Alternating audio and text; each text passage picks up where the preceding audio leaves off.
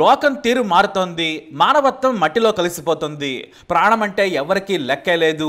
కర్ణాటకలోని బెళగావి జిల్లాలో ఇద్దరు వృద్ధులు చేసిన ఓ హత్య కర్ణాటక పోలీసులనే వణికించేసింది. బహుశా మలయాళం క్రైమ్ థ్రిల్లర్స్ కూడా ఈ హత్య ముందు దిగదుడిపే. ఎందుకంటే రాత్రి 10 గంటల తర్వాత ఆ వృద్ధులు ఒళ్ళు గగుర్లు పొడిచేలా సినిమాను మించిన హత్య చేశారు. బహుశా కరుడుగట్టిన నేరస్తులు కూడా ఇలా ప్లాన్ చేసి ఎగ్జిక్యూట్ చేయలేరేమో. ఇందులోని ట్విస్టులు మరింత షాక్ గురి చేశాయి. పోలీసులకే వారం పట్టింది. మే 18, 2025 రాత్రి 10 గంటల సమయంలో జయశ్రీ కమన్నలు పోలీసులకు కాల్ చేశారు. వీరి వయసు దాదాపుగా 60 దాటే ఉంటుంది. తమ కోడలు బైక్ మీద నుంచి కింద పడి చనిపోయింది, అంబులెన్స్ ను కూడా తొందరగా పంపాలని ఎమర్జెన్సీ నంబర్కు కాల్ చేశారు. పోలీసులు 10 నిమిషాల్లో అంబులెన్స్ ను పంపించారు. ఆ వెంటే పోలీస్ టీం కూడా అక్కడికి చేరుకుంది. అయితే అప్పటికే వారి కోడలు డాక్టర్ రేణుక చనిపోయిందని పోలీసులు గుర్తించారు. రేణుక బైక్ కూడా రోడ్డు మీద చాలా దూరం వేగంగా రాసుకుంటూ పోయింది. పైగా డాక్టర్ రేణుక చీర వీల్లో చుట్టుకుని పోయింది. దీంతో పోలీసులు విచారణ మొదలుపెట్టారు. తలకు తీవ్ర గాయం కావడంతో చనిపోయిందని పోస్ట్ మార్టంలో తేలింది.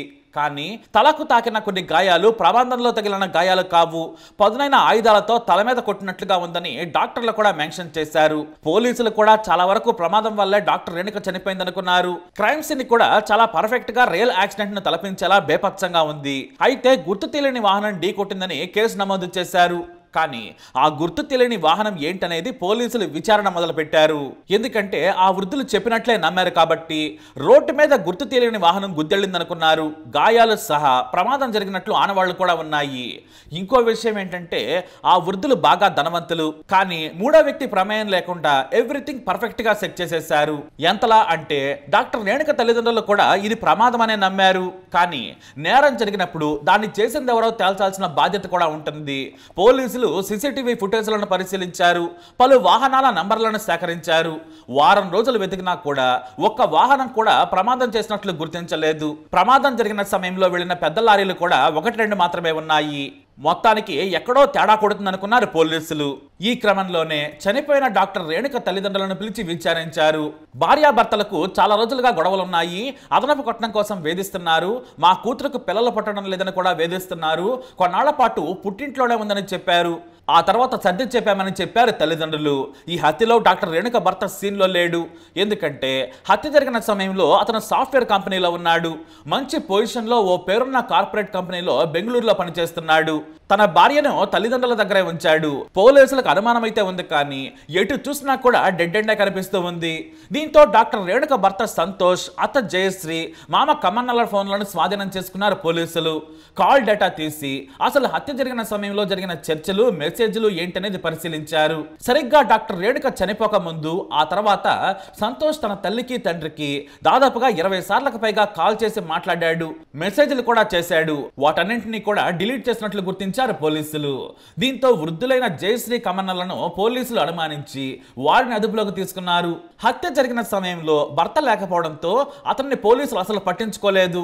కానీ జయశ్రీ కమన్నల ప్రవర్తన మీద కూడా వారికి అనుమానం కలిగింది.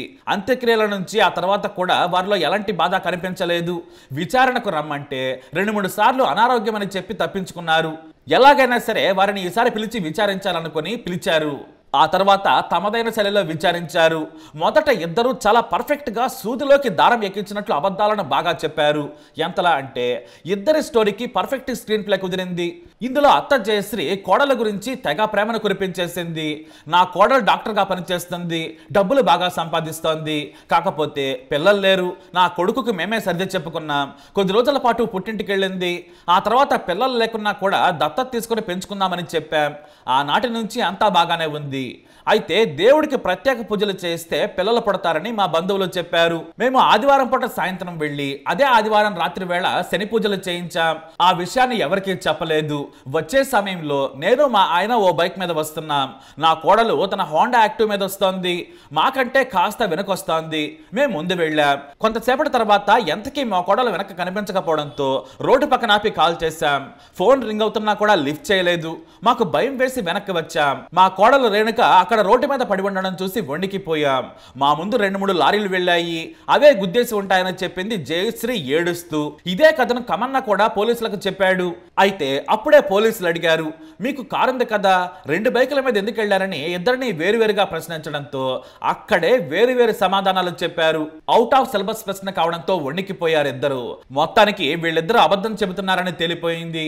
ఇప్పుడు నిజంగా మీరు నిజం చెప్పాలని, లేదంటే మీ కొడుకుని తీసుకొచ్చి ట్రీట్మెంట్ ఇస్తే మొత్తం కక్కుతాడని బెదిరించారు.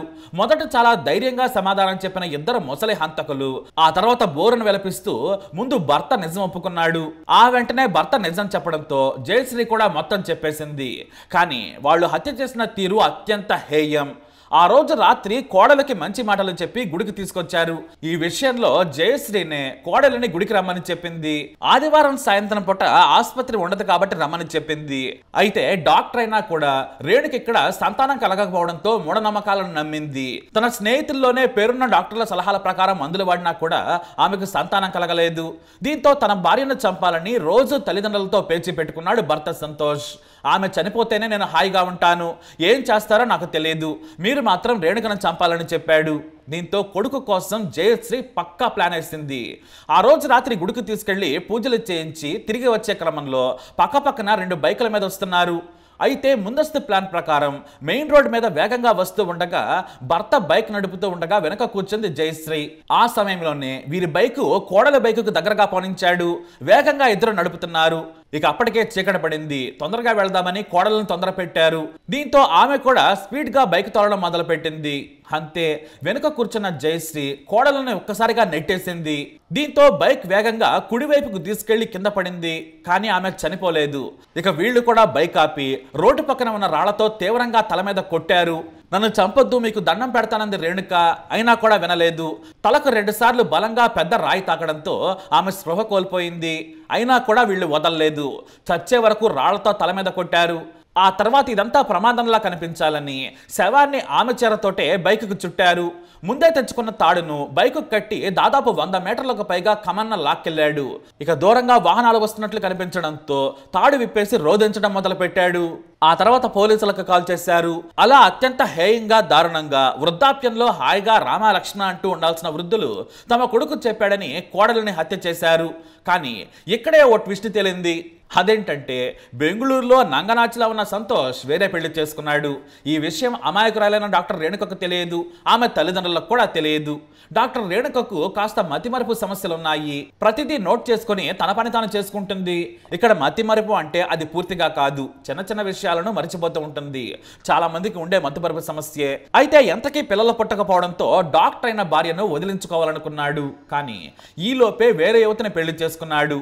ఆమె గర్భవతి కూడా. దీంతో తన భార్య డెలివరీకి ముందే రేణుకను చంపేయాలనుకున్నాడు. తాను చంపితే దొరికిపోతానని, మీరు చంపితే ఏమాత్రం అనుమానం రాదని తల్లిదండ్రులను రెచ్చగొట్టాడు సంతోష్. ఈ ముసలోళ్లేమో ఇలా హత్య చేశారు. అయితే తమ అల్లుడు మరో పెళ్లి చేసుకుని రహస్యంగా బెంగళూరులో కాపురం పెట్టాడని తెలిసి అంతా షాక్ అయ్యారు. విడాకులు తీసుకోకుండానే పెళ్లి చేసుకోవడంతో జైలుకి వెళ్లాల్సి వస్తుందని ఇలా ప్లాన్ చేశాడు నీచుడు. కనీసం ఆ వృద్ధులైనా వద్దని వారిస్తే సరిపోయేది. కానీ ఏకంగా కొడుకు కోసం హత్యకు తెగించారు. అది కూడా రాత్రి సమయంలో హైవేపై. వీళ్ళు చేసిన అరాచకపు హత్య పాపం అమాయకురాలి ప్రాణం తీసింది. ఇప్పుడు ముగ్గురు జైల్లో మగ్గుతున్నారు. జీవిత చర్మాంకంలో చెప్పకూడదు తింటున్నారు ఈ సైకో మొసలి హంతకులు. ఈ హత్య కర్ణాటకలో సంచలనం సృష్టించింది. డాక్టర్ అయిన భార్యను చంపుకున్న నీచుడి సంతోష్ను చూసి ప్రతి ఒక్కరూ తిట్టేస్తున్నారు. మరి మీరేమంటారు? మీ అభిప్రాయాన్ని కామెంట్ ద్వారా తెలియజేయండి. ఈ వీడియో అప్డేట్స్ కోసం మై ఛానల్ ఫాలో అవ్వండి. అలాగే తప్పకుండా సబ్స్క్రైబ్ చేసుకోండి.